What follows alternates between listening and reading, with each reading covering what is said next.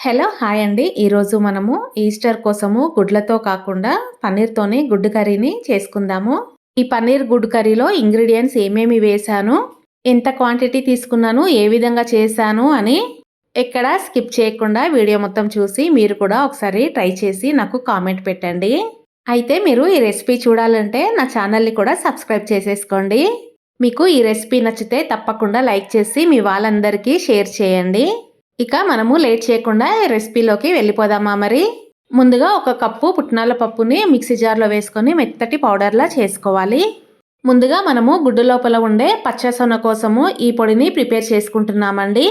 పుట్నాల పప్పు లేకపోతే శనగపిండిని కాస్త వేయించి తీసుకోండి. ఇలా మెత్తగా పిండిలాగా అయ్యే విధంగా పొడి చేసుకోవాలి. ఇప్పుడు ఈ పుట్నాల పొడిని ఒక ప్లేట్లో వేసేసుకుందాము.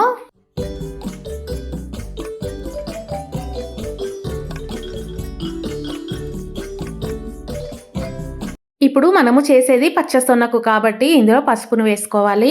పిండి పసుపు కలర్ వచ్చేలాగా వేసుకోండి. తర్వాత ఇందులోకి చిటికెడు చాట్ మసాలా వేసుకోవాలి. అలాగే చిటికెడు నల్ల ఉప్పుని కూడా వేసుకోవాలండి. అదేనండి బ్లాక్ సాల్ట్ అంటారు కదా, అది కూడా చిటికెడు వేసుకోవాలి. అన్నీ ఒకసారి కలిసిపోయేలా కలుపుకోండి. మీకు పసుపు కలరు ఇంకా కావాలి అనుకుంటే ఇంకా వేసుకోవచ్చండి, పసుపును వేసుకోవచ్చు.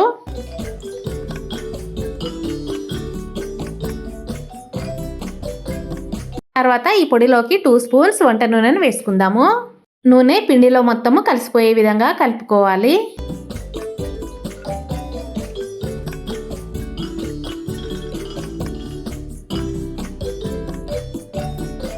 తర్వాత ఇందులోకి కొద్దిగా నీళ్లను పోసుకుంటూ ముద్దలా అయ్యే వరకు కలుపుకోండి.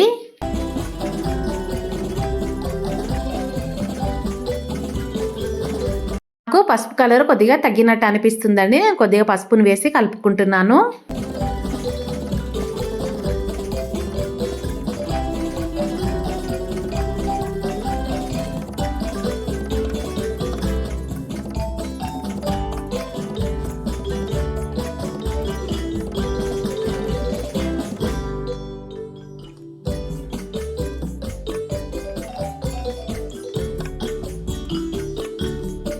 చూడండి, పిండి ఈ విధంగా ముద్దలా రావాలి.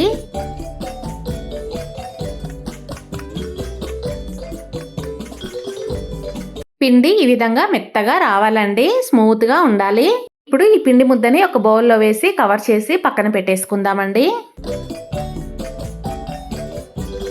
ఇప్పుడు పన్నీర్తో ఎగ్ వైట్ని ఎలా చేసుకోవాలో చూసేద్దామండి. నేను 200 గ్రామ్స్ పన్నీర్ని తీసుకున్నాను. ఈ పన్నీర్ను చిన్న చిన్న ముక్కలుగా కట్ చేసుకొని మిక్సీ జార్లో వేసేసుకోవాలి.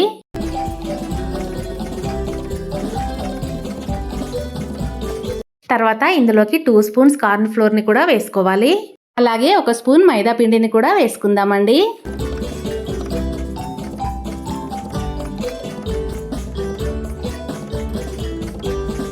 ఇప్పుడు కార్న్ ఫ్లోర్, పన్నీరు, మైదా పిండిని మూడింటిని మిక్సీ పట్టుకోవాలి. చూడండి, ఈ 3 కలిపి ఎంత స్మూత్ ముద్దలా తయారైపోయింది. ఇలా మెత్తగా రావాలండి. మన చేతికి కూడా అతుక్కోదు, మిక్సీలో కూడా మిగిలిపోతుంది, దానికి అతుక్కుంటుంది అన్న బాధ కూడా ఉండదండి.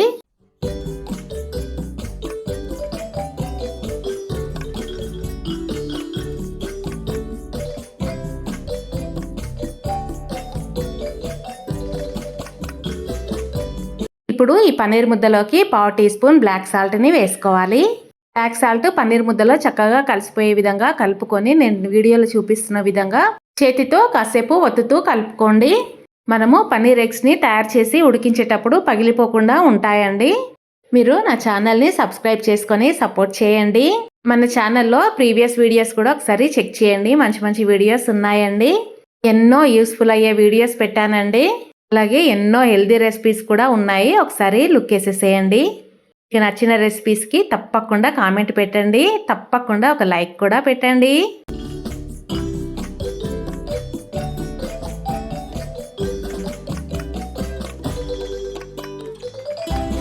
పిండిని ఇలా కలుపుకున్న తర్వాత మీకు ఎన్ని ఎగ్స్ కావాలో అన్ని ముద్దలను తయారు చేసి పక్కన పెట్టుకుందాము. ఎగ్స్ సైజు మీ ఇష్టం అండి. నార్మల్ ఎగ్స్ లాగా అయినా తీసుకోవచ్చు, చిన్న చిన్న ఎగ్స్ లా కూడా చేసుకోవచ్చు అండి. చిన్నపిల్లలకి అలా చేసి పెడితే చక్కగా తినేస్తారు.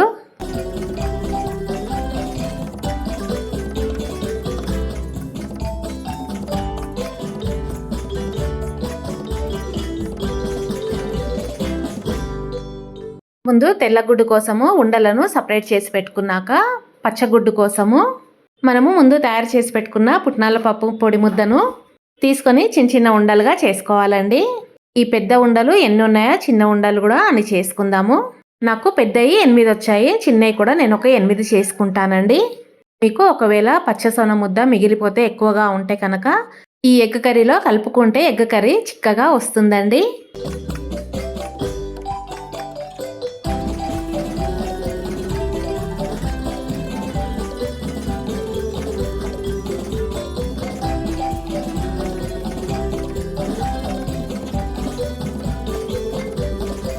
ఇప్పుడు పన్నీర్ ముద్దతోని ఎగ్ షేప్ ఎలా రావాలో చూసేసేయండి.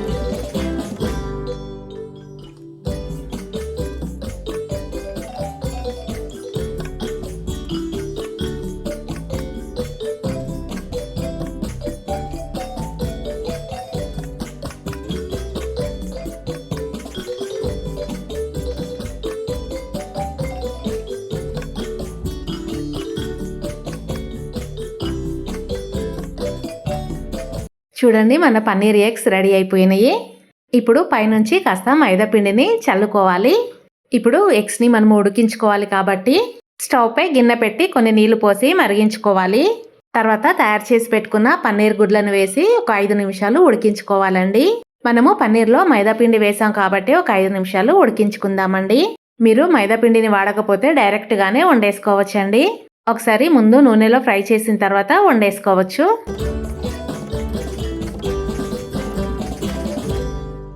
ఇలా ఒక 5 నిమిషాలు పన్నీర్ గుడ్లను ఉడికించిన తర్వాత ఒక ప్లేట్లోకి తీసేసుకోవాలండి.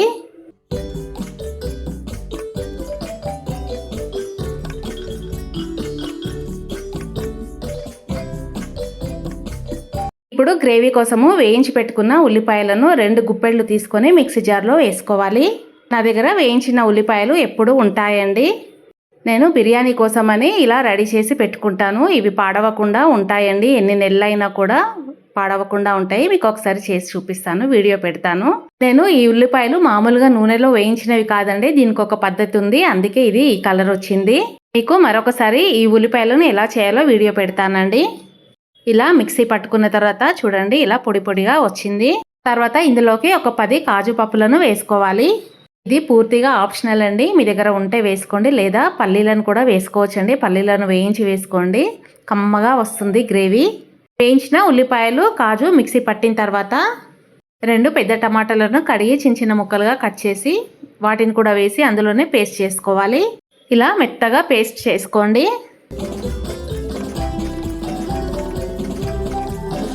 తర్వాత స్టవ్ పై ప్యాన్ పెట్టి ఆయిల్ వేసి ఆయిల్ వేడయ్యాక ఉడికించుకున్న పన్నీర్ గుడ్లను వేసి ఒకసారి వేయించుకోవాలి.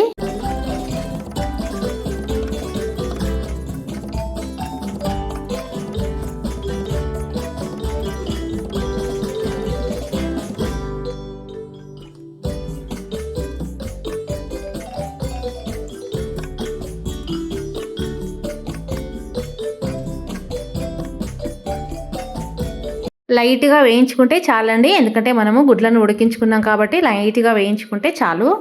పన్నీర్ గుడ్లను ఒక ప్లేట్‌లోకి తీసేసుకుందాము. ఇక ప్యాన్‌లో ఉన్న నూనెలోకి కాస్త పసుపును వేసుకోవాలి. తర్వాత ఒక స్పూన్ అల్లం వెల్లుల్లి పేస్ట్‌ను కూడా వేసుకోవాలి. అల్లం వెల్లుల్లి పేస్ట్‌ను నూనెలో కాసేపు వేయించుకున్న తర్వాత మనము మిక్సీ చేసి పెట్టుకున్న టమాటా పేస్ట్‌ను వేసి కలుపుకోవాలి.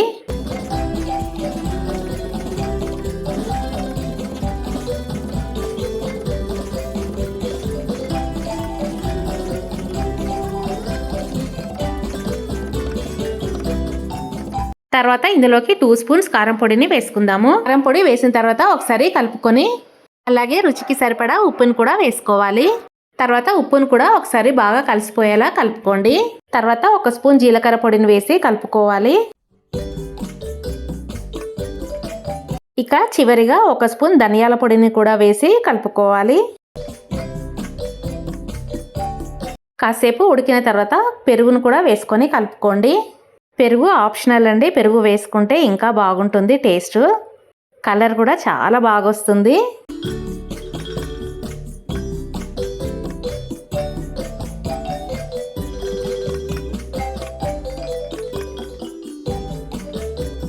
తర్వాత గ్రేవీ కోసము మనకు సరిపడా నీళ్ళను పోసుకోవాలండి. నేను మిక్సీ జార్లో నీళ్ళను వేసుకొని పోస్తున్నాను.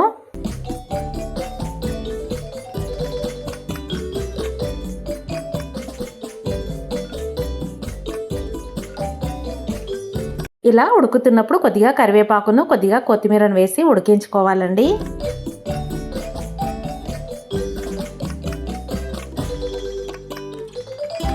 ఇలా ఉడుకుతున్నప్పుడు పన్నీర్ గుడ్లను వేసి ఉడికించుకోవాలి.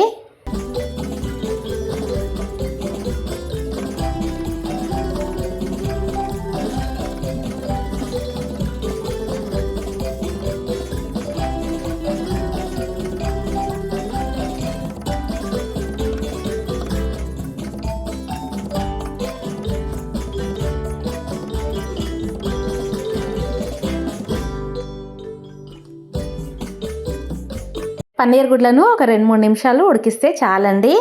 ఇంకా తీసేసుకొని సర్వ్ చేసేయడమేనండి. మీకు ఈ రెసిపీ నచ్చితే ప్లీజ్ నా ఛానల్ని సబ్స్క్రైబ్ చేసుకోండి. అలాగే లైక్ చేసి షేర్ చేసి కామెంట్ కూడా పెట్టండి. ఈ రెసిపీ చూసిన ప్రతి ఒక్కరూ లైక్ పెట్టడం మర్చిపోవద్దండి. అంతే అండి, పన్నీర్ గుడ్డు కర్రీ రెడీ అయిపోయినట్లే. మరి ఈ గుడ్డు కర్రీని చివరి దాకా చూసి ఎంజాయ్ చేసేసేయండి. అలాగే పన్నీర్ గుడ్డును కూడా కట్ చేసి చూద్దాము.